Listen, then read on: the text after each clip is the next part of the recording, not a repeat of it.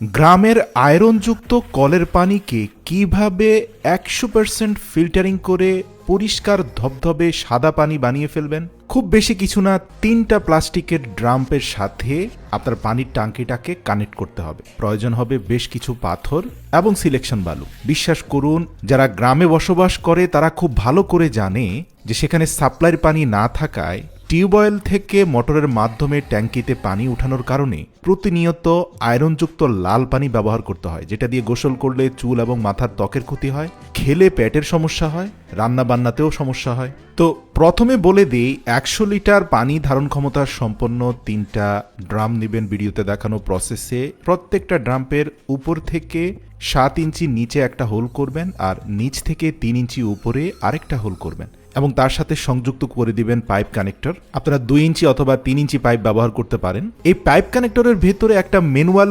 Filtering pipe যুক্ত করে দিবেন, যেটা আপনারা ভিডিওতে দেখানো প্রসেসে অন্তত 10 ইঞ্চি লম্বা একটা পাইপের উপর নিচে করাত দিয়ে অর্ধেক পরিমাণ অংশ কেটে দিবেন। আপনারা দেখতে পাচ্ছেন পাইপের ভেতর থেকে স্পষ্ট দেখা যাচ্ছে যে বাইরে থেকে সূর্যের আলো ঢুকছে, তার মানে এখান দিয়ে ফিল্টারিং এর পানি খুব সহজে আসা যাওয়া করতে পারবে। ব্যাস, এরকম 6টা ফিল্টারিং পাইপ বানিয়ে কানেক্টরের ভেতরে প্রতিটা টাঙ্কিতে 2টি করে ফিল্টারিং পাইপ যুক্ত করে দিন। এটাকে 3 স্টেজ ফিল্টার কোর বলা হয়।